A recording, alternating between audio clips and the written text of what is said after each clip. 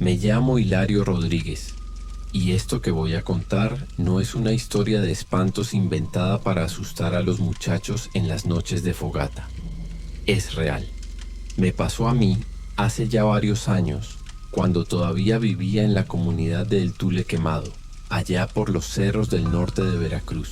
Era un rancho chiquito, con menos de 30 casas desperdigadas entre laderas, con caminos de terracería que se volvían ríos de lodo en temporada de lluvias. Todo comenzó cuando empezaron a desaparecer animales. Primero fue un becerro de don Nacho, luego unas gallinas de doña Petra, después una marrana que apenas iba a parir. Al principio todos creíamos que se trataba de algún ladrón que venía de fuera, pero las huellas que encontraban junto a los corrales no eran de ningún hombre ni perro.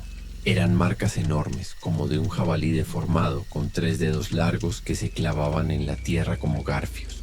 No se escuchaban disparos, ni gritos, ni siquiera los ladridos de los perros. Solo el silencio. Un silencio espeso, de esos que caen de golpe y que no dejan ni al viento pasar. Decían los más viejos que en los montes cercanos se escondían cosas que era mejor no nombrar. Espíritus antiguos, animales que ya no deberían existir, o seres nacidos del pecado de algún brujo. Mi abuelo don Matías era de esos. Creía que todo tenía explicación en lo sobrenatural. Decía que esa cosa que andaba matando animales no era ni hombre ni fiera, que era una maldición vieja que había vuelto porque alguien profanó el lugar sagrado. El Tule Quemado no tiene ese nombre nomás por bonito, me dijo una noche mientras encendía su pipa. Aquí, donde ves ese tronco chamuscado en medio del llano, antes se hacían ofrendas. Animales, comida y a veces, hizo una pausa, hasta niños según cuentan. Yo no le creí del todo. Pensaba que eran cuentos para espantar, como los que se decían de la Llorona o el Charro Negro. Pero esa misma noche todo cambió. Fue un miércoles. Estaba lloviznando y yo estaba solo en casa porque mis padres habían ido al pueblo por medicina. Teníamos una yegua preñada en el corral trasero y de pronto empecé a oír que relinchaba con desesperación. Salí con la lámpara en mano y el rifle viejo de mi papá al hombro.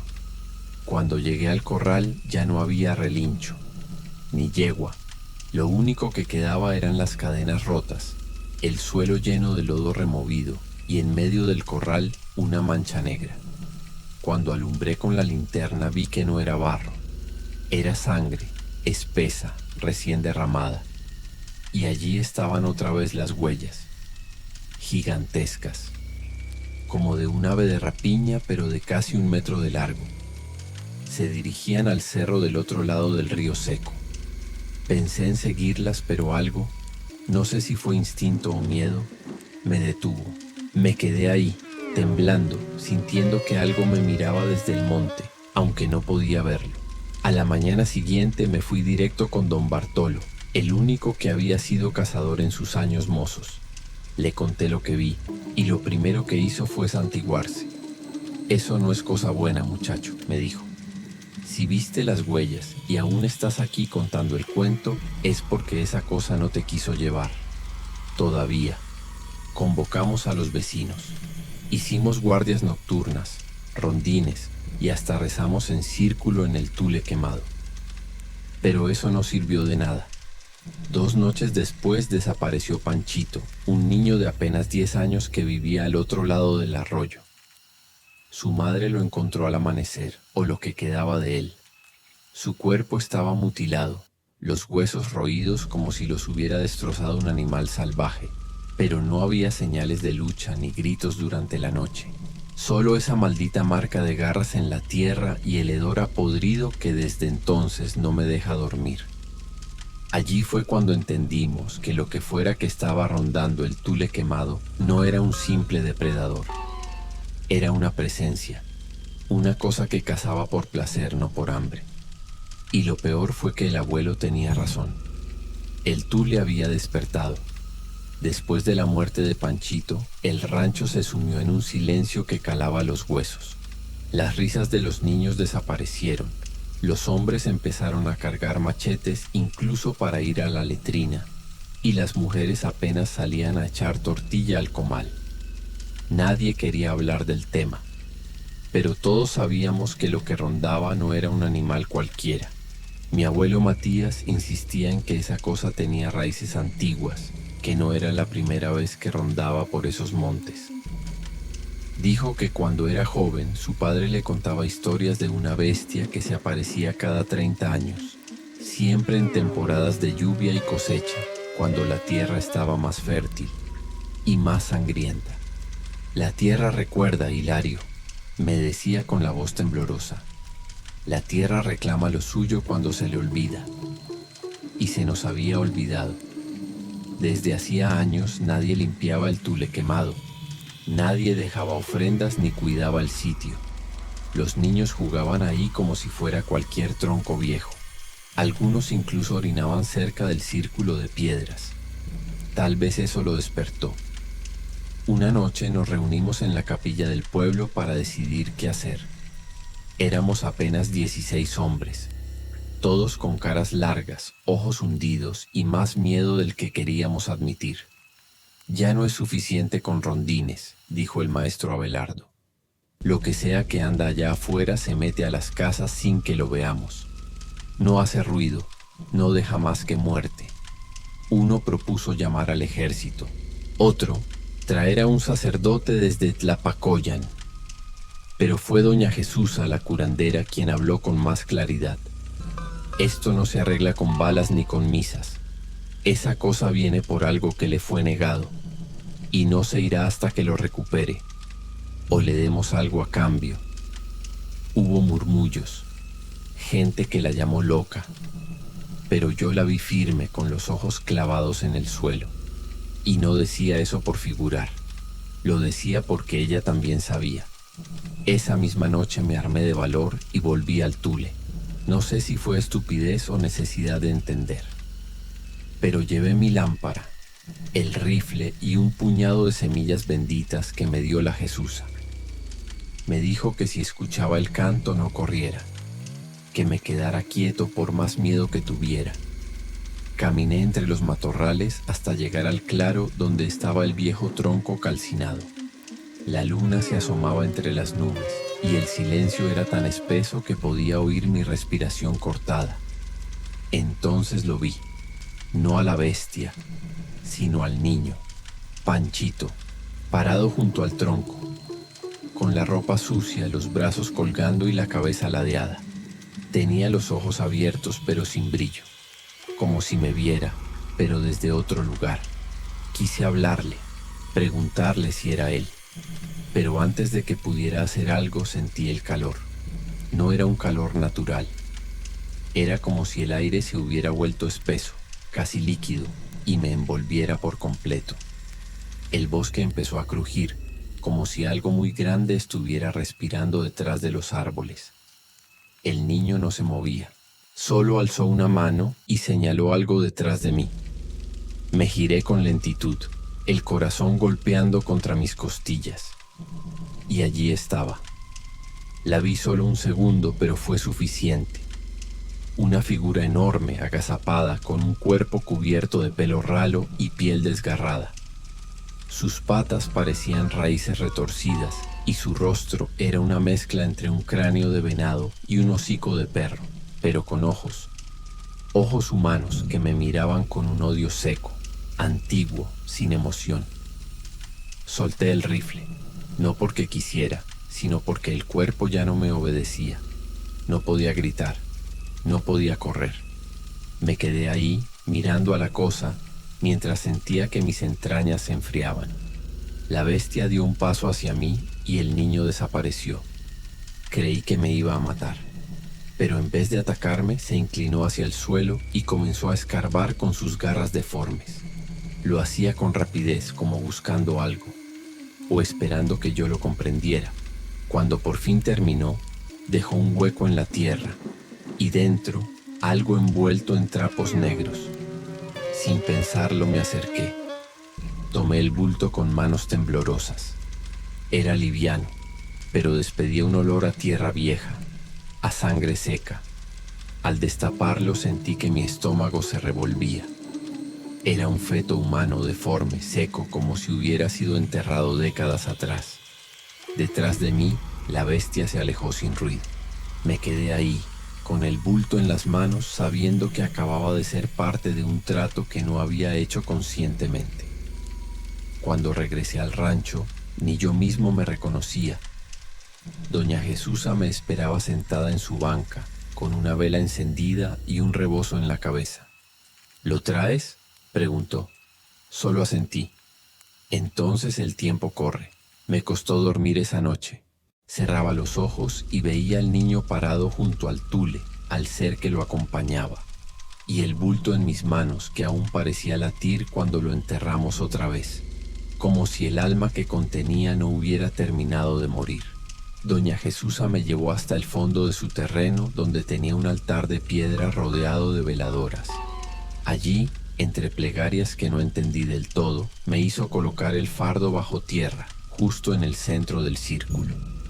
Luego esparció sal, pétalos y ceniza.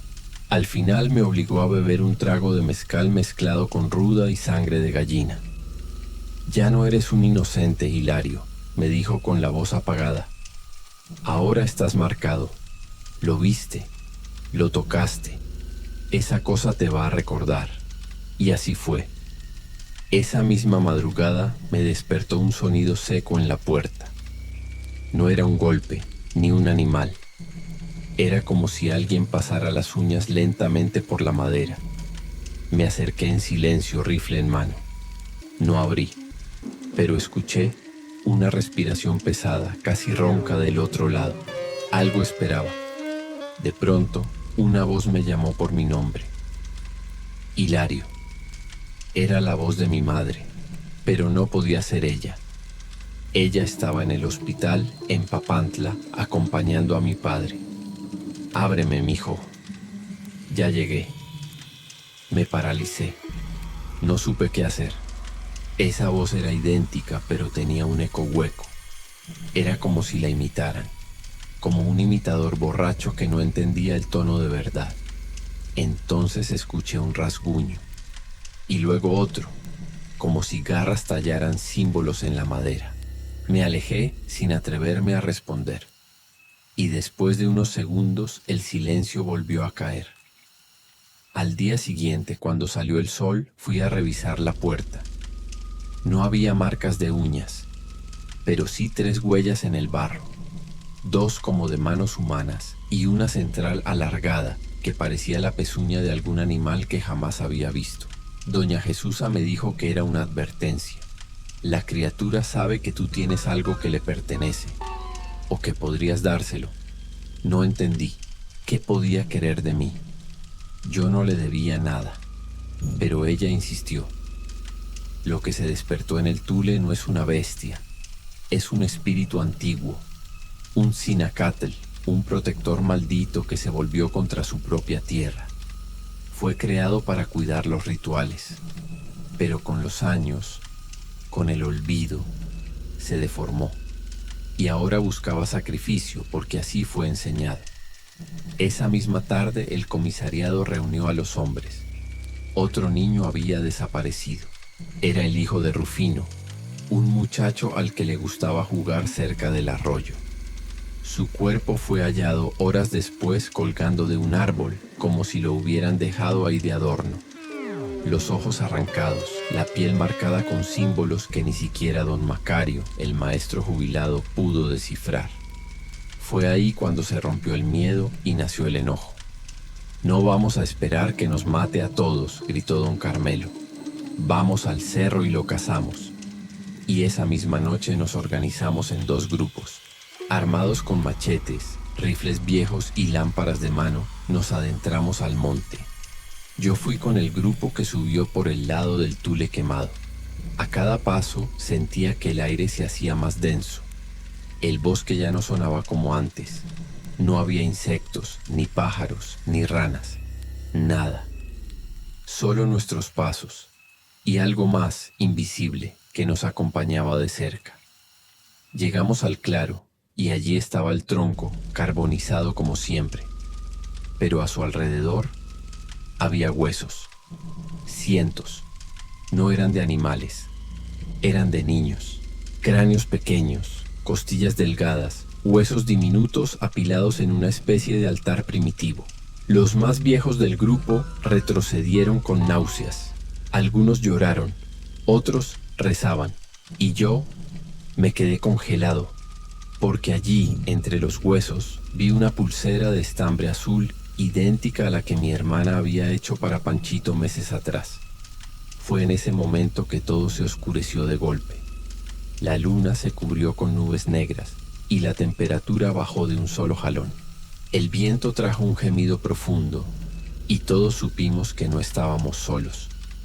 De entre los árboles empezó a salir una figura alargada, con piernas delgadas como ramas, brazos interminables y un cráneo desfigurado, cubierto de pelos pegajosos.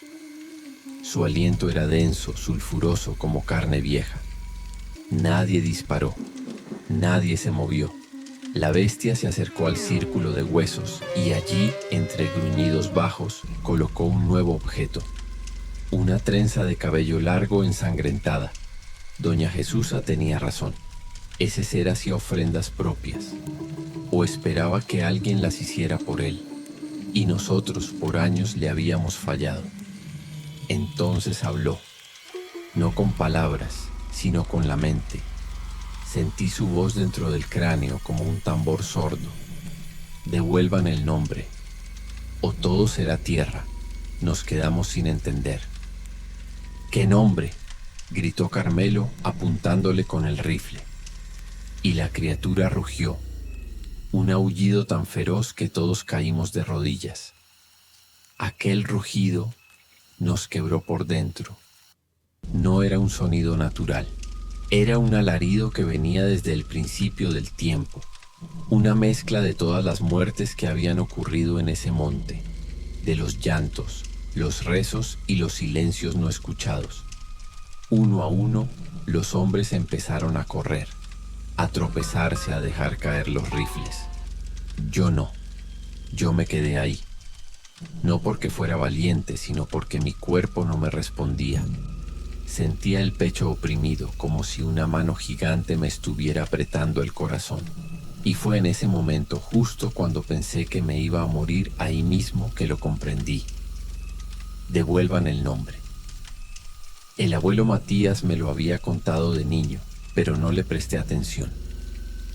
Dijo que una vez, en tiempos de hambre, los habitantes del Tule habían robado una criatura de otra comunidad, un niño recién nacido, hijo de una partera nahua, que según la tradición iba a ser consagrado al cerro.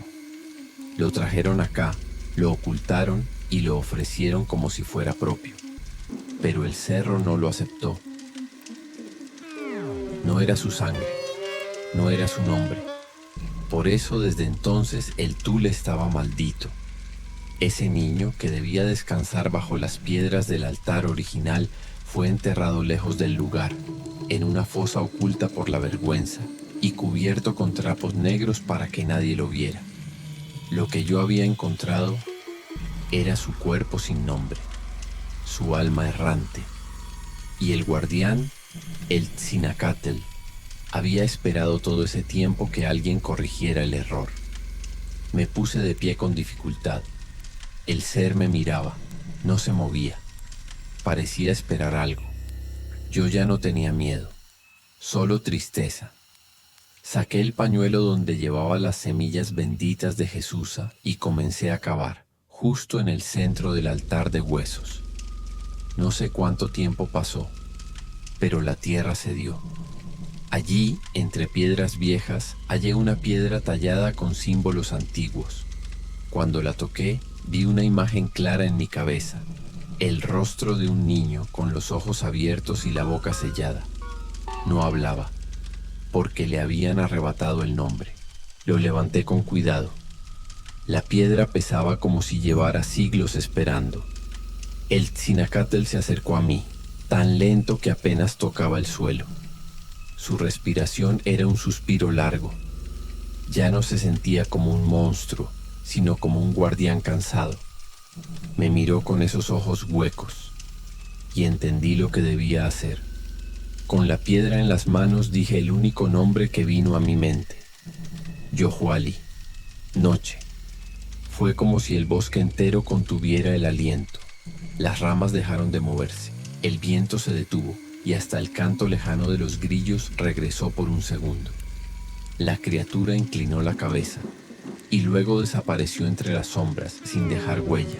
El altar de huesos se deshizo, las calaveras se volvieron polvo, la piedra se agrietó lentamente y cayó en pedazos sobre la tierra. Me desmayé. Cuando desperté, era de día. Los primeros rayos del sol atravesaban los árboles. A mi alrededor, todo era calma. Me levanté como pude y bajé al pueblo, cubierto de lodo, sangre seca y ceniza. Doña Jesusa me recibió en la entrada de su jacal. No dijo nada, solo me dio una taza de café negro y un rebozo para cubrirme. «Ya no se va a llevar a nadie», dijo con voz ronca. Y así fue. Pasaron los días, las semanas, y las desapariciones cesaron. Los animales dejaron de morir. El monte recuperó su sonido. El Tule quemado volvió a ser un lugar silencioso, pero ya no temido. Sin embargo, algo en mí cambió, porque desde esa noche ya no sueño como antes. Cada vez que cierro los ojos, escucho una voz en el fondo de la oscuridad, una voz suave de niño que me llama desde algún rincón del cerro. Hilario, no con enojo, sino con gratitud. A veces me siento en la piedra del Tule quemado que ahora está limpia y dejo una ofrenda: maíz, copal, agua fresca, por respeto, por miedo, por si algún día el nombre olvidado decide regresar. Porque si algo aprendí, es que en el campo la tierra no olvida. Me llamo Salomón Reyes, y esto que voy a relatar nunca lo escribí ni lo grabé en ningún lado. Lo guardé en silencio por casi 30 años, porque hay cosas que es mejor no andar diciendo.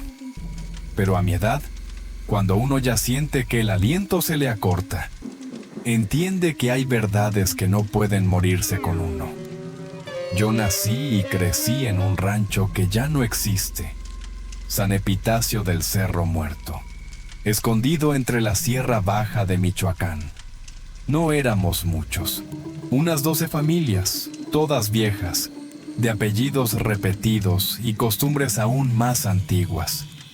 Vivíamos rodeados de monte seco, de matorrales que crujían con el viento, y de un cerro raro que le daba nombre al pueblo: el Cerro Muerto. No era el más alto ni el más impresionante, pero nadie se acercaba, ni los niños, ni los cazadores, ni siquiera los borrachos que se sentían valientes.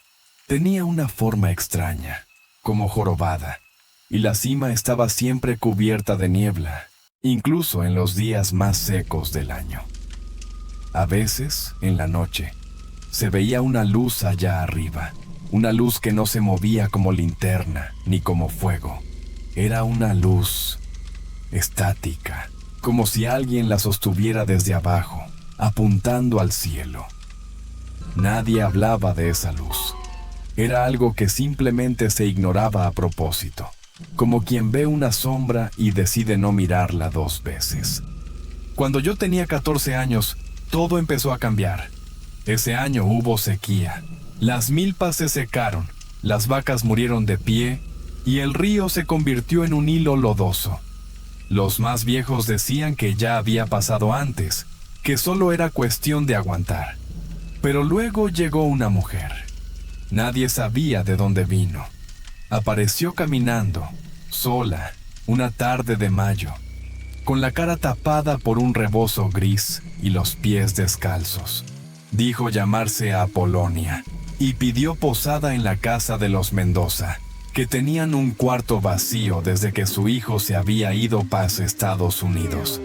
La gente murmuró, claro, que si era bruja, que si venía del otro lado del cerro, que si no comía nada porque no necesitaba.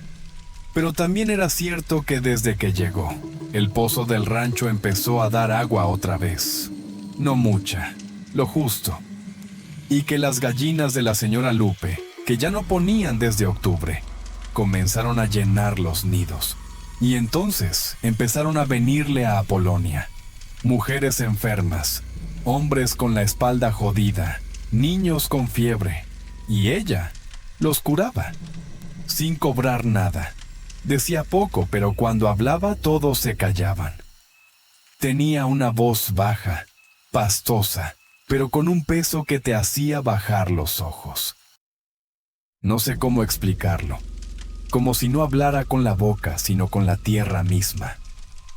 Una tarde, escuché a mi abuela decirle a mi madre: «Esos dones no son de Dios, son del cerro».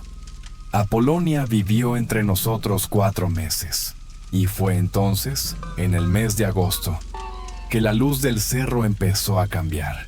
Ya no era una sola, eran 3. 3 luces redondas, blancas como leche, flotando a media altura, justo encima de la cima. Permanecían en línea recta, sin parpadear, sin moverse, sin apagarse. Aparecían a la misma hora cada noche, 11 en punto. La gente dejó de salir. Nadie quería hablar del tema, pero todos la veían.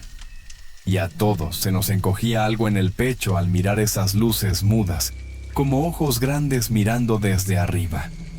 Una noche, mi primo Jeremías y yo, por pura estupidez de chamacos, fuimos a espiar desde el lindero. Subimos lo más cerca que nos atrevimos sin tocar el cerro. Desde ahí, con la linterna apagada, vimos algo que nos marcó para siempre. Vimos a Apolonia subiendo por la ladera, sola, descalza, con una vela encendida en cada mano. Y al llegar a la cima, las luces bajaron a recibirla. No la tocaron, solo la rodearon. Y después, ella se arrodilló y desapareció en la niebla. A la mañana siguiente, el ganado de todos amaneció muerto. Todas las vacas, todos los caballos, hasta los perros, muertos sin una gota de sangre, como si alguien se la hubiera llevado. El rancho estalló en gritos, en llanto, en oraciones apuradas. Y cuando fueron a buscar a Apolonia, ya no estaba. Se había ido, o la tierra se la tragó. La cama estaba vacía, las cobijas intactas. Solo dejó un papel doblado sobre la mesa, con 4 palabras escritas con carbón: «No me busquen abajo». Y nadie entendió qué quería decir. No en ese momento. 3 días después, don Epifanio desapareció.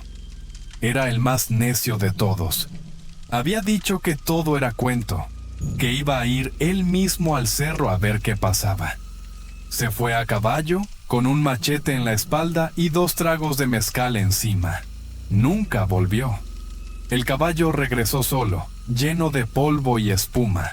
Esa noche, las luces se multiplicaron. Ya no eran 3, eran 7.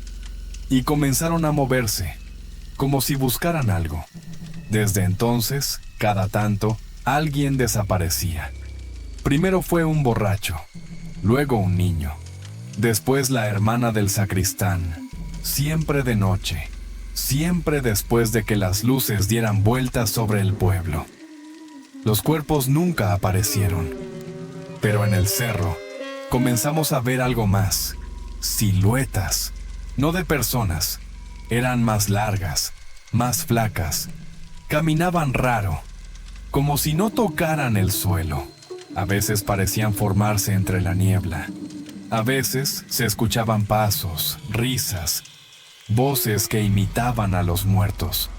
Una noche vi a mi madre llorar frente al altar, sin decir palabra. «Ya vinieron», dijo mi abuela. «Ya se los entregamos». ¿Qué entregamos? ¿Qué pidió el cerro? ¿Qué trajo Apolonia? Todo eso lo supe después, cuando las luces bajaron por primera vez hasta el rancho. Cuando ya no nos miraban desde lejos, sino que se asomaban por las ventanas, rondaban las casas, dejaban rastros de tierra dentro de los cuartos cerrados. Yo lo vi, con mis propios ojos. Vi cómo se llevaron a Jeremías. y no pude hacer nada, solo quedarme quieto, fingir que dormía, contener la respiración y escuchar cómo se lo llevaban arrastrando, sin que gritara, como si él ya supiera que era su turno. Después de que se llevaron a Jeremías, nadie en el pueblo volvió a dormir igual. No hubo gritos, no hubo lucha. Solo el sonido de algo arrastrándose por la tierra y una sombra deslizándose entre los árboles, llevándolo sin esfuerzo, como si su cuerpo ya no pesara. Lo peor fue que al día siguiente nadie dijo nada. Ni mi madre, ni los Mendoza, ni siquiera el padre Rafael, que ya para entonces solo celebraba misa en voz baja, como si no quisiera que lo escucharan del otro lado. Todos actuaban como si nada hubiera pasado. Pero yo lo vi, con mis propios ojos. Y eso me cambió. La abuela me llamó esa tarde. Me hizo sentar frente a su altar. Prendió 3 veladoras y sacó una caja de madera vieja que tenía guardada bajo su catre. «Ya sabes mucho», me dijo sin mirarme. «Y si sabes, ya no hay vuelta». Dentro de la caja había huesos pequeños, pedazos de tela, fotografías antiguas quemadas por la mitad. Había una hoja amarillenta con letras escritas con tinta espesa, ya desvanecidas. Reconocí algunas palabras: ofrenda, vigilia, promesa y un símbolo, una espiral doble, igual a la que muchos años después reconocí en otros lugares que no quiero ni recordar. «Apolonia no vino sola, mijo», continuó mi abuela. «La mandaron, igual que mandaron a otros antes. Aquí, en este suelo, se hizo un pacto hace muchos años, uno muy viejo, uno que ya no se puede romper». «¿Un pacto con quién?», pregunté con la garganta cerrada. Ella me miró entonces, con esos ojos opacos que solo los viejos tienen cuando ya no temen a nada. «Con el cerro, con lo que duerme en él». Según ella, todo comenzó mucho antes de que el pueblo existiera. Antes de los templos, antes de los mapas. Los antiguos que vivieron en esa zona sabían que el cerro no era un simple monte. Lo llamaban en su lengua Kutsari, que significa boca que traga. Y contaban que cada cierto tiempo la tierra pedía algo. No siempre lo mismo. A veces era agua, a veces era silencio, a veces gente. No como sacrificio, sino como intercambio. A cambio, el pueblo tendría cosechas, salud, protección. Por generaciones se cumplió. Los sabios lo entendían, lo aceptaban. Uno por muchos decían. Pero luego vinieron los católicos, el nuevo Dios, la vergüenza, el miedo, y el pacto se olvidó, o se fingió olvidar. Y por un tiempo, el cerro guardó silencio. Hasta que llegó la sequía, y con ella, Apolonia. La abuela me confesó que ella misma, cuando era joven, había sido testigo de otra entrega. En 1954, una niña desapareció igual que Jeremías. Su nombre era Margarita, tenía 10 años. Nadie la buscó, todos sabían qué había pasado, nadie lo dijo, nadie lo lloró en público, porque llorar lo entregado trae maldición. Esa noche, comencé a comprender que lo más aterrador no era la luz, ni las figuras que la acompañaban. Lo más espantoso era el silencio colectivo, la aceptación. Era como si todo el pueblo supiera que había una deuda, y cada tanto, alguien tenía que pagarla. Las luces volvieron esa semana. Cada noche bajaban más. Ya no flotaban por encima del cerro. Ahora cruzaban el aire sobre las casas, como si contaran los tejados, como si buscaran. Y con ellas vinieron los sueños. Sueños de tierra húmeda, de raíces que se enredaban en el cuello, de un aliento frío detrás de la oreja, de voces que imitaban las de los que ya no estaban. Yo soñé con Jeremías. Estaba desnudo, cubierto de barro, parado al pie del cerro. Me hablaba sin mover los labios. No te resistas, tú también lo escuchaste. ¿Escuché qué? El llamado. Y al despertar mi cama estaba llena de tierra, tierra fresca, como si yo mismo hubiera bajado al cerro durante la noche. Una madrugada la señora Mercedes, la más vieja del pueblo, se ahorcó. En su casa no había nadie. Solo se oía una grabadora que repetía en bucle una cinta vieja con cantos de iglesia. La encontraron colgada de una viga, con una hoja de maíz en la boca y una espiral marcada en el pecho, hecha con alambre oxidado. Esa misma noche, la luz del cerro se apagó. Solo por unas horas. Un silencio denso cubrió todo. Ni los grillos se atrevieron a cantar. Y en ese silencio, escuchamos algo que nos quebró por dentro. No fue un grito, fue una carcajada profunda. Como si el cerro se riera desde sus entrañas, como si ya no necesitara esconderse. A la mañana siguiente, el padre Rafael se fue del pueblo. No se despidió. Solo dejó las llaves en la puerta de la iglesia y en el altar, una Biblia abierta en la página del Apocalipsis y una palabra escrita con tinta roja en una servilleta. Ya lo vimos. Desde entonces, las cosas se volvieron más físicas. Ruidos debajo de las camas, golpes en las paredes desde dentro, figuras que caminaban en las milpas sin dejar huellas, pero dejando un olor a moho y ceniza. La tierra comenzó a agrietarse. Primero fueron pequeñas rajaduras en los corrales, luego en las cocinas, luego en las propias casas.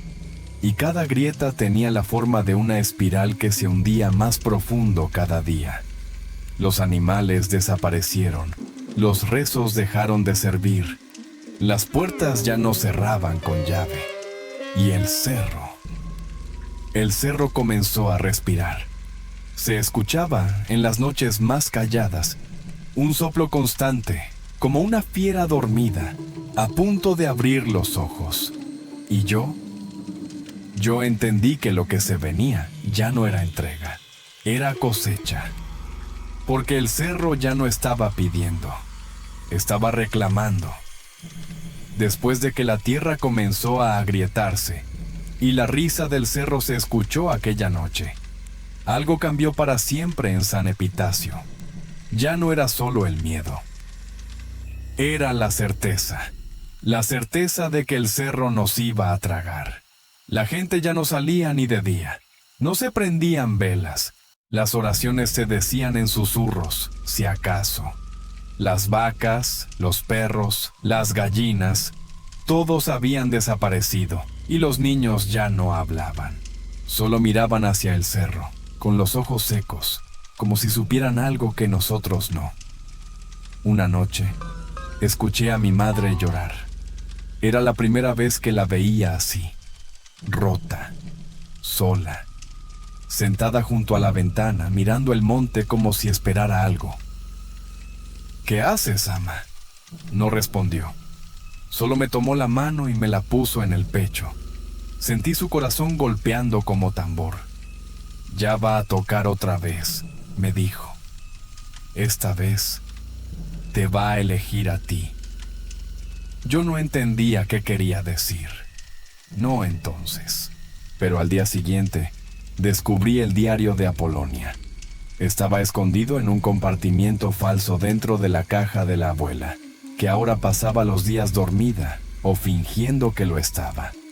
El diario estaba escrito en partes con carbón, en otras con sangre seca, y lo que leí ahí me destrozó la razón. No soy la primera. Antes de mí fueron muchas, todas con nombres que se olvidan al cruzar la cima. Todas llevamos el fuego, todas alimentamos el vientre del cerro. El cuerpo deja de doler al tercer día, la sangre cambia de color. El aliento huele a hojas secas, Y cuando ya no puedes llorar, entiendes el lenguaje del monte. No nos devora, nos transforma. Yo fui elegida a los 7 años, cuando soñé que el maíz tenía dientes. Ahora soy la luz que guía a los siguientes. Y la última frase, escrita con letra temblorosa, encerrada entre marcas de espiral. Aurelio Reyes. El siguiente será Salomón. Me quedé paralizado. Ese era mi nombre escrito años antes de que yo naciera. Esa noche no dormí. Me senté frente al altar, abrí la ventana, miré el cerro, y allí estaban. Las luces. Ya no eran 7, ni 13, ni 20, eran cientos. Como si se hubieran multiplicado. Como si cada entrega anterior ahora mirara desde allá arriba. Como si los que fueron transformados ahora fueran parte del todo. Entonces sonó el tambor. No literal, no físico. Pero lo sentí en el pecho. Tum, tum, tum. Un golpeteo viejo, profundo, que me hizo llorar sin querer. Que me hizo recordar olores que no conocía. Cantos que jamás había escuchado y nombres que no eran míos. No dormí y aún así soñé. Soñé que estaba dentro del cerro. Las paredes eran de carne pero olían a piedra. Caminaba descalzo, siguiendo un pasillo lleno de marcas. Las espirales estaban por todos lados, pero ahora las entendía. Eran nombres. Cada vuelta era una vida entregada, cada línea un ciclo cumplido, y en el centro había un espejo, no uno de cristal, uno hecho de agua estancada.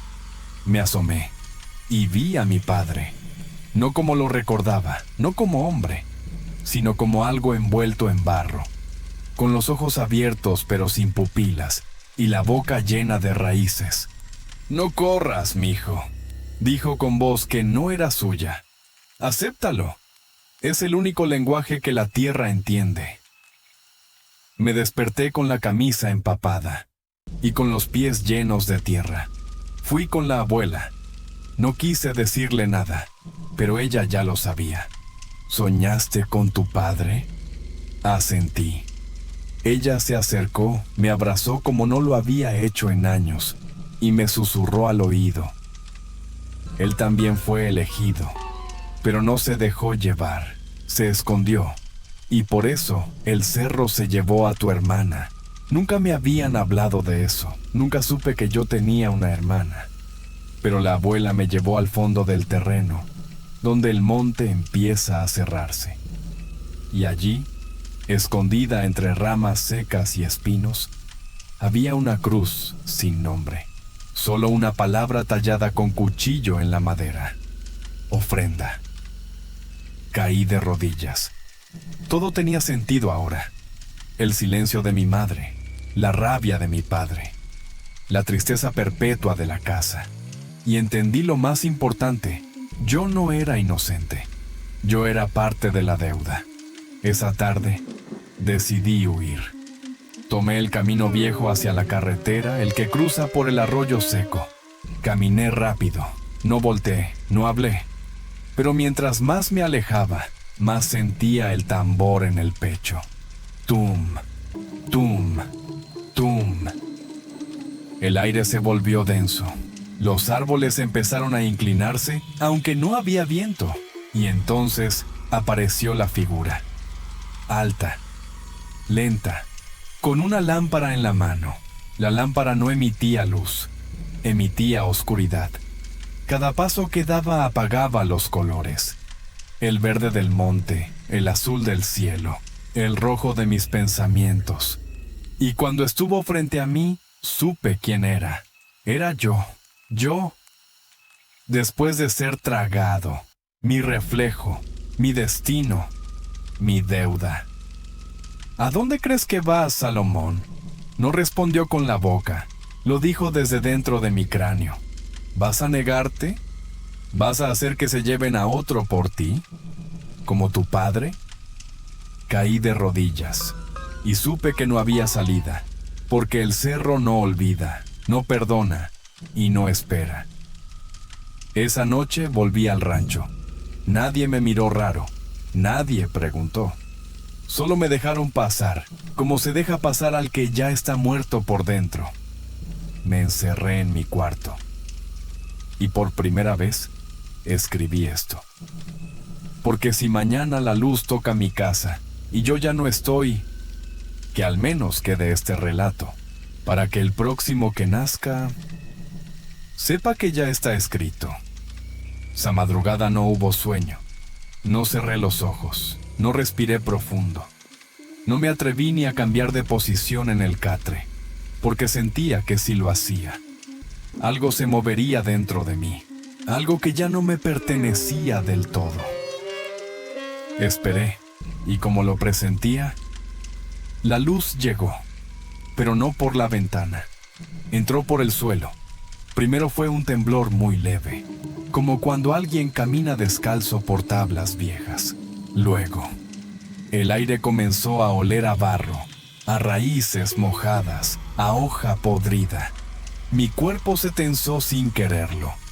Y entonces el suelo se abrió, no con violencia, no con estruendo, con suavidad, como si la tierra se hiciera a un lado para dejar pasar lo que estaba debajo. De la grieta emergió una figura. No puedo describirla del todo. Era humana y no lo era. Tenía brazos, piernas, rostro, pero todo cubierto de una membrana de tierra viva, como si hubiera sido moldeado con lodo recién escarbado. Sus ojos no eran ojos. Eran esferas de luz blanca, sin párpados, sin dirección.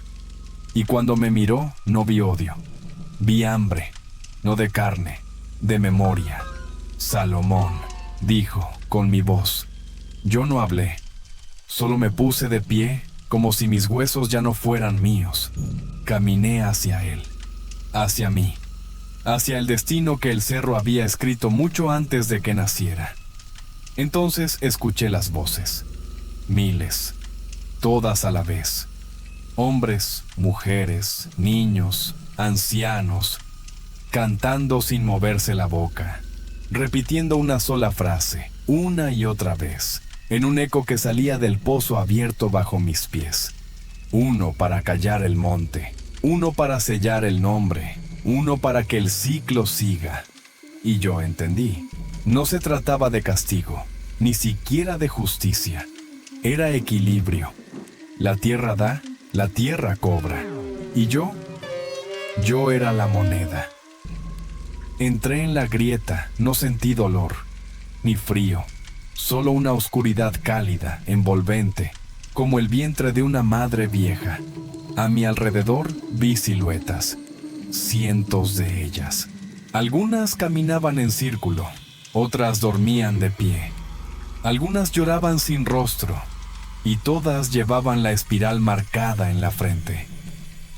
Me llevaron hasta una cámara profunda. Allí no había techo, solo una raíz gigantesca colgando desde arriba, palpitando como corazón de piedra. Y en el centro estaba Apolonia, no envejecida, no marchita, transformada. Su piel era corteza, su voz, susurro de hojas. «Ya estás listo», me dijo. «¿Para qué? Para quedarte, para convertirte en el siguiente faro». Fue entonces que lo entendí todo. Las luces no eran presencias ajenas. Las luces eran nosotros, los que habíamos aceptado, los que habíamos sido moldeados, los que ahora servíamos como guías para el hambre antigua del cerro. Esa noche me ofrecí por completo. Mi cuerpo se llenó de tierra, mis ojos se apagaron, pero mi alma comenzó a emitir luz, una luz blanca, constante, eterna, y así permanecí, no por minutos, no por días, por siglos contenidos en un instante, en la cima del cerro, mirando desde arriba, esperando, contando las casas, escuchando los latidos del pueblo, esperando que el siguiente nombre se revele, porque siempre hay un siguiente, siempre. Y cuando llegue el momento, cuando la tierra vuelva a abrirse y la luz baje sobre la casa elegida, ahí estaré, guiando con mi brillo frío, cantando sin voz, contando espirales invisibles. Y si algún día tú, que estás leyendo esto, sientes que te miran desde un cerro en la noche, no voltees, no respondas, no preguntes, porque puede que, sin saberlo, ya estés brillando desde dentro. Me llamo Aurelio Navarro, y esto que voy a contar nunca lo escribí ni lo dije en voz alta, hasta hoy. Vivo en la Sierra Norte de Puebla, en un poblado escondido entre cerros altos y barrancas profundas, donde todavía se cuida el monte con respeto, donde se escuchan más perros que motores, y donde los secretos se entierran más hondo que los muertos. Lo que sucedió aquí no es cuento, y si lo fuera, ¿por qué habría yo de vivir con el miedo tan fresco, incluso después de tantos años? Todo comenzó cuando llegó el ingeniero Sandoval, un hombre de ciudad que venía con sus mapas, sus permisos y su camioneta blanca con el logo de una empresa minera pegado en la puerta. Venía con palabras bonitas y con promesas. Decía que su proyecto traería trabajo, electricidad para todos y hasta una clínica nueva. Pero lo que nadie sabía, lo que nadie quiso oír, era lo que decía el viejo don Tiburcio, un anciano de esos que ya parecen de otro mundo. Vivía solo, al fondo del pueblo, rodeado de veladoras, santos polvorientos y una colección de huesos colgados en la entrada de su choza, como si fueran amuletos. «Esa tierra no se toca, Aurelio», me dijo una tarde, mientras yo reparaba la cerca de su parcela. «Esa mina está tapando algo que no debe despertarse». Yo me reí. ¿Cómo no iba a hacerlo? ¿Una advertencia así en pleno 2006? Le dije que eran cuentos, que eso del monte dormido ya nadie lo creía. Pero don Tiburcio solo me miró con esos ojos pálidos que parecían haber visto todo. «Te aviso porque eres el único que escucha». Y sí, tal vez por eso lo escuché, pero no lo creí. La primera señal llegó el día que empezaron a perforar la tierra. Era una máquina enorme, como una garra de hierro oxidado. Rugía con un estruendo que hacía temblar el suelo. Los niños la miraban desde lejos. Los hombres fumaban nerviosos. Las mujeres rezaban sin decir por qué. El primer agujero lo hicieron cerca de un ojo de agua seco, donde antes pastaban las mulas. Esa noche se oyeron los gritos. No eran gritos de persona, eran profundos, largos, como un lamento que venía desde adentro de la tierra, como si algo allá abajo se hubiera despertado de golpe. Pensamos que era el viento, así lo quisimos creer. Pero al día siguiente, el pozo estaba rodeado de sangre. No había animales cerca, no había huellas, solo esa marca viscosa, como si algo hubiera escupido desde dentro de la tierra. El ingeniero no quiso dar importancia. Dijo que era óxido, minerales, agua con hierro. Mandó a seguir perforando y nosotros obedecimos, porque el hambre manda más que el miedo. A los pocos días empezaron a pasar cosas. El perro de don Anselmo apareció desollado, con los ojos abiertos, pegado a la barda como si alguien lo hubiera lanzado con fuerza contra el adobe. A la hija de doña Clara la encontraron en trance, parada frente al pozo seco, con la cara llena de tierra, como si se la hubiera untado a propósito. Y los gritos se escuchaban cada noche, siempre más fuertes, siempre más mosis cerca. Una noche, me tocó quedarme cuidando los materiales de la obra. Era luna nueva, y el cielo estaba oscuro como boca de lobo. Tenía un anafre y un café hirviendo. Pensé que sería tranquilo, pero justo a la medianoche, la tierra comenzó a temblar suavecito, como si alguien caminara debajo de mí. Me levanté, agarré la lámpara de gas y caminé hacia el borde del segundo pozo que habían hecho esa semana. Entonces lo vi. Allí, dentro del agujero, había una figura parada. No sé cómo describirla. No era persona, pero tenía forma. No era sombra, pero no tenía rostro.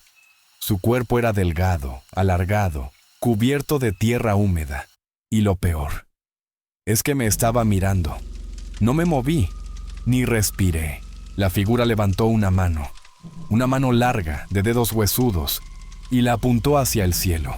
Y entonces, sin previo aviso, el pozo estalló en un alarido, un grito que no venía de cuerdas vocales humanas. Era como si la tierra misma chillara de dolor. Corrí.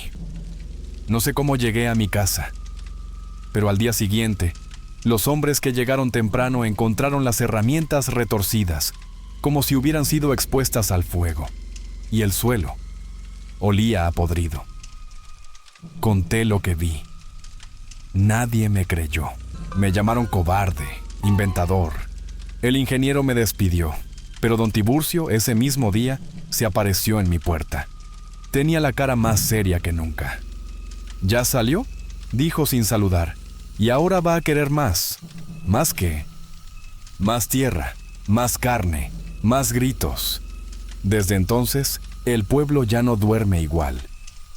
Un niño desapareció.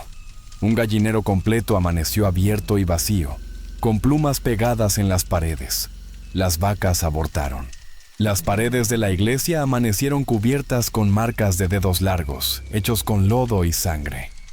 Y por la noche, los gritos ya no vienen de la tierra. Vienen de los árboles, del monte, del río seco, del aire que ya no corre. Y yo sé que esto apenas empieza, porque don Tiburcio me lo dijo claro. Cuando despiertan a lo que está abajo, el precio no lo pagan los que cavan, sino los que se quedan. Y nosotros, aquí seguimos. Después de lo que pasó en el pozo, el pueblo ya no fue el mismo. La gente dejó de salir de noche.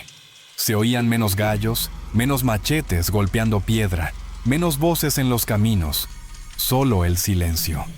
Y el silencio allá no es vacío, es advertencia. Una semana después de que el ingeniero me corriera, apareció el primer muerto. Fue el joven Toño, el más callado de todos los trabajadores de la obra. Un muchacho bueno, de mirada triste. Lo encontraron cerca del tule grande, enredado entre las raíces, con la boca llena de tierra seca, los ojos volteados y las uñas arrancadas como si las hubiera perdido tratando de salir de un hoyo. El cuerpo estaba tieso, pero sin marcas visibles, ni sangre, ni golpes, como si simplemente hubiera muerto de puro espanto. Lo más extraño era el olor. No era olor a muerto común. Era como una mezcla de barro estancado, madera podrida y, no sé cómo decirlo, grito atrapado. Eso decía doña Clara, que se acercó al cuerpo a rezar. Este no es olor de difunto. Este es olor de los que se quedan atrapados, en medio. Desde entonces, cada noche se escucha algo nuevo. A veces, un canto muy bajito, como de mujer perdida. A veces, pasos en los techos. A veces, el sonido de uñas raspando debajo de la tierra, como si alguien cavara para salir. Una noche me despertó un golpe seco en la puerta de lámina. No fuerte, más bien insistente. Me asomé por la ventana con la lámpara encendida. No había nadie, pero en el suelo vi huellas de pies descalzos. No eran de niño, eran demasiado largas, demasiado finas, como si los dedos se hubieran estirado hacia adelante. Y lo peor es que eran muchas. Una docena de pares, todas descalzas, todas venidas desde la dirección del monte. No dormí más esa noche. Al día siguiente, fui con don Tiburcio. Tenía que entender qué estaba pasando. No podía seguir fingiendo que solo era su gestión. Cuando llegué, lo encontré sentado frente a su fogón, mascando hoja de ruda y con los ojos cerrados. «No debiste venir», me dijo sin verme. «Ya te huele». «¿Qué me huele?» «La tierra». Y entonces me lo contó. Hace muchos años, antes de que el pueblo siquiera tuviera nombre oficial, esta zona estaba habitada por una comunidad indígena aislada. No tenían templo, ni iglesia, ni alcalde. Tenían una sola regla: lo que vive debajo no se molesta. Al centro del monte había un pozo natural, rodeado por un círculo de piedras negras. Allí, según los abuelos, vivía algo antiguo, una presencia sin forma, un espíritu sin nombre que, si se mantenía dormido, cuidaba el monte, las cosechas, los nacimientos. Pero si se le tocaba, si se le sangraba, despertaba. Y al despertar, ya no cuidaba nada. No es un demonio, dijo Tiburcio. Es algo más viejo que eso. Es lo que viene cuando la tierra se duele. Y eso fue lo que hizo la máquina. Lo hirió, lo sacó. ¿Y cómo lo detenemos? El viejo me miró con sus ojos opacos y me dijo algo que hasta ahora me pone la piel de gallina. No se detiene, solo se sacia. Esa misma noche se llevaron a la niña Clara Luz. Tenía apenas 6 años. La madre la había acostado como siempre, envuelta en su rebozo, con un escapulario en el pecho. A las 3 de la mañana, la encontraron en medio del campo de maíz, parada como si nada, descalza, cubierta de tierra hasta el cuello. No hablaba, solo repetía una canción vieja. Nadie la entendía, hasta que doña Clara, que conocía el náhuatl, la tradujo. Salí del hueco, salí por ti, tierra me llama, te llama a ti. La niña estuvo así por 3 días, sin comer, sin llorar, solo cantando. El 4.º día desapareció de nuevo, esta vez para no volver. Y en el lugar donde dormía, había un montón de tierra, como si algo hubiera cavado desde adentro del suelo hacia la cama. Después de eso, los gritos regresaron. No como antes, ahora eran distintos. Sonaban más humanos, como si quienes gritaban fueran los que ya no estaban. Clara Luz, Toño, mi perro, mi hermano.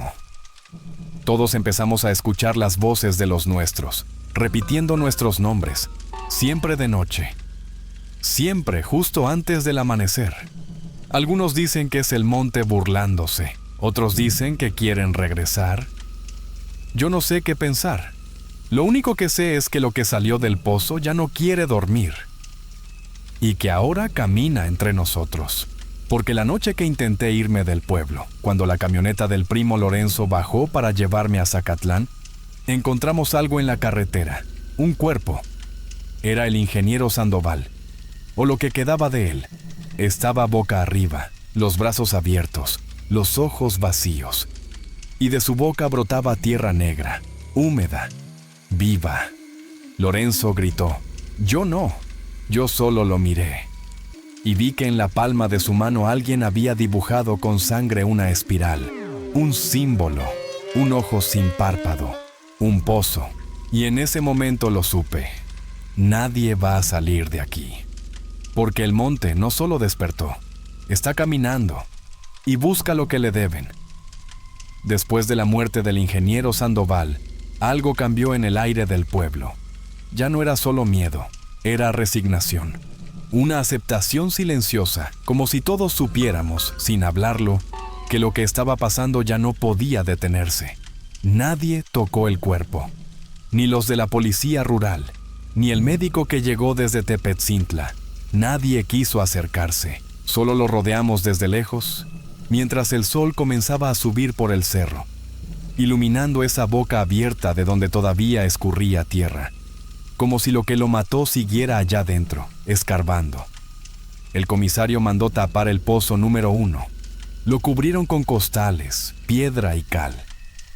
Pero a los 2 días, apareció de nuevo, abierto, como si la tierra misma hubiera escupido los escombros. Y entonces, comenzaron los sueños. Yo fui de los primeros. Me desperté sudando, con el corazón a 1000, el estómago revuelto y un sabor metálico en la lengua. Soñé que yo mismo bajaba por uno de los pozos, arrastrándome entre raíces, piedras húmedas y túneles que olían a carne vieja. Allá abajo había un cuarto sin paredes, hecho de tierra viva. Y en el centro, una figura sentada, con el rostro cubierto por un velo de ceniza. No se movía, pero su respiración era tan fuerte que hacía temblar las paredes. Yo quería salir, pero al girarme, vi que mi cuerpo ya no era mío. Mis manos estaban negras, largas. Mi piel se caía en trozos. Y mi voz no era humana. Desperté gritando. Y cuando me vi al espejo, juro que por un segundo, mi reflejo no se movió conmigo. Otros comenzaron a tener visiones parecidas. Doña Clara soñó que su hija regresaba, pero con los ojos llenos de tierra. Don Eloy, el carnicero, soñó que la carne que vendía se le pegaba a la piel, suplicando en voz baja que no la cortara más. Y doña Jesusa, la partera, tuvo el peor de todos. Soñó que el pueblo entero estaba bajo tierra, respirando a través de grietas, esperando que alguien más cayera. No son sueños, dijo Tiburcio, que ahora no salía de su choza. Son advertencias. La siguiente noche se escuchó un sonido nuevo. Ya no eran solo gritos, era canto, un canto profundo, lento, sin letra, como un rezo ahogado. Venía desde el cerro, bajaba por los árboles y se metía en las casas, acariciando las paredes, golpeando los cristales. Los perros se escondieron, las gallinas murieron sin explicación, y los niños comenzaron a hablar en lenguas que nadie conocía. «Está aquí», dijo Tiburcio al amanecer. «Ya no está en el monte, ya entró al pueblo». El siguiente en caer fue el padre Honorio. Encontraron la iglesia abierta, con las bancas hechas astillas y el altar destrozado. La imagen del Cristo estaba de cabeza, colgada por un solo clavo, y el padre estaba arrodillado, sin ojos, con la boca sellada con cera de vela. Lo más aterrador fue lo que dejó escrito en la pared, con sangre. Se abrió el segundo umbral. Nadie entendió qué significaba eso, pero todos sentimos que era una etapa, un escalón. Como si lo que fuera que habíamos soltado tuviera un plan, una secuencia, una forma de llegar a algo mayor. Doña Jesusa llamó a todos los que aún podían caminar sin temblar de miedo. Nos reunimos en su casa. Éramos 9, de casi 100 que éramos antes. Nos contó que los antiguos, los primeros que poblaron este rincón, sabían del umbral. El primero estaba bajo tierra, el segundo en la mente, el tercero en el alma. Y cuando el tercero se abra, no quedará monte, ni cielo, ni voz. Yo le pregunté cómo podíamos detenerlo, cómo cerrar lo que habíamos abierto. Ella no respondió. Solo me dio un costal con 7 huesos pintados y me dijo: «Esto es lo único que lo contiene, no lo detiene, solo lo entretiene». ¿Entretenerlo? A una entidad que se lleva niños, que se mete en los sueños, que canta con voz de los muertos.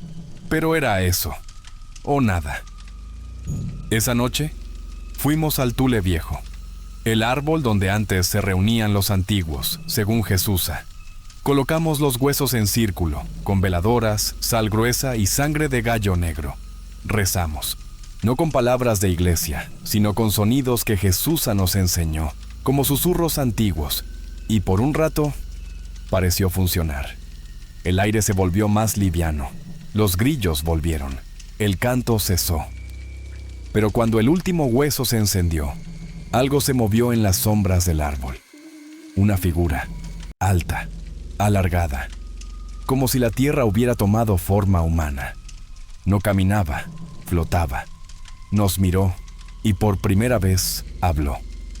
El tercero se abrirá con sangre de los que sabían. Y tú, Aurelio, ya sabes. Luego desapareció. Y con él, la luz de las veladoras. Jesusa cayó desmayada y desde entonces no ha vuelto a despertar. Hoy amanecimos con un nuevo símbolo pintado en la pared del centro de salud. Una espiral dentro de otro, como un ojo, como un pozo. Y la tierra vibra, no tiembla, vibra, como si estuviera esperando algo, como si quisiera salir. Y yo ya no sé si estamos vivos, o si ya nos enterraron sin saberlo. Desde la noche en que la entidad pronunció mi nombre, no he vuelto a ser el mismo. No puedo comer sin sentir el sabor de tierra húmeda en la lengua. No puedo dormir sin escuchar pasos bajo el suelo, ni respirar sin imaginar que el aire entra sucio, como si viniera del fondo de una tumba abierta. Jesusa no despertó. Su cuerpo está seco, como si la hubieran vaciado por dentro, pero sin estar muerta. Respira, lentamente, y a veces mueve los labios, pero no dice palabras. Solo emite un susurro sin sentido, como el murmullo de hojas secas cuando las pisa algo que no ves. Don Tiburcio desapareció. La puerta de su casa amaneció abierta, las veladoras apagadas, y sus huesos protectores partidos en dos, como si alguien los hubiera masticado. Ya no hay señal en los radios. Los celulares no cargan. Los caminos están cerrados por derrumbes que nadie escuchó caer. Pareciera que el pueblo fue cortado del mundo, o del tiempo, y cada noche el canto se convierte en voces. Ya no son lamentos, son llamados, voces de los que fueron nuestros. Mamá, Toñito, Padre Honorio, Jesusa, Tiburcio, y entre todas, una más profunda, más grave. La voz del pozo. El tercer umbral está abierto. Los sobrevivientes, quedamos 6, intentamos marcharnos a pie. Bajamos por el camino viejo que da al río seco. Pensamos bordear el cerro, seguir los cables hasta llegar a algún rancho con radio. Pero apenas anduvimos medio kilómetro. Lo vimos. La grieta, un tajo en la tierra, abierto como una herida negra que escupía vapor caliente. Y dentro, movimiento. No de agua, no de gas. Movimiento orgánico. Como si algo respirara bajo los matorrales, latiendo al ritmo del corazón del cerro. Uno del grupo, Silvano, se acercó, tal vez por curiosidad, tal vez por desesperación. La tierra se abrió de golpe. Lo tragó sin ruido. No hubo grito, solo un aliento largo, como de exhalación profunda. Y en el suelo quedó marcada la espiral doble, esa que se ha ido repitiendo en paredes, puertas y hasta en las palmas de los que sueñan. Volvimos al pueblo arrastrando los pies. Nadie habló. Esa noche la luna no salió, y el canto se volvió llanto de niño. Venía de todas partes, del pozo, del monte, de los techos, de los árboles. Y el sonido de pasos descalzos volvió. No solo afuera, también dentro de las casas. Las paredes transpiraban humedad. Las lámparas se apagaban solas. Y el suelo comenzó a agrietarse. Nos refugiamos en la capilla, lo único que aún olía a rezos. Y allí, entre los cirios consumidos, Jesusa abrió los ojos. «Ya viene», dijo. Y luego se sentó sola, sin ayuda. Su voz era grave, rota, como si hablara desde dos lugares a la vez. Lo que despertamos no quiere cuerpos, quiere recuerdos. ¿Cómo que recuerdos? Se alimenta del dolor que se queda, de lo no dicho, de lo enterrado sin nombre, de lo que se cayó por generaciones. Por eso cavan, por eso cantan. ¿Y se puede cerrar? Jesusa me miró. Una lágrima bajó por su mejilla. No, solo puedes quedarte o enterrarte antes de que te alcance. Los otros huyeron. Yo no, yo me quedé, porque esa noche entendí lo que la entidad había querido desde el principio. No buscaba sacrificios al azar, buscaba un testigo, alguien que viera, que sintiera, que contara, un recipiente. Y ese recipiente soy yo. Ahora vivo solo. No sé cuánto ha pasado, no hay reloj que funcione. El monte ya no es monte. Es otra cosa, un cuerpo, un pozo enorme que se tragó todo. A veces creo que estoy muerto, o que este pueblo nunca existió, que solo es un recuerdo pegado al borde de la conciencia de algo más grande, algo que respira a través de mí, porque todas las noches, cuando cierro los ojos, sueño que soy tierra, y desde dentro veo la gente caminando arriba. Los escucho hablar, los huelo, y sé que algún día volveré a abrir los ojos, pero no como Aurelio, sino como la voz que canta desde el fondo. ¿Y tú que estás escuchando esto? ¿Estás seguro de que no tienes tierra en los zapatos? Porque si la tienes, ya te está oliendo.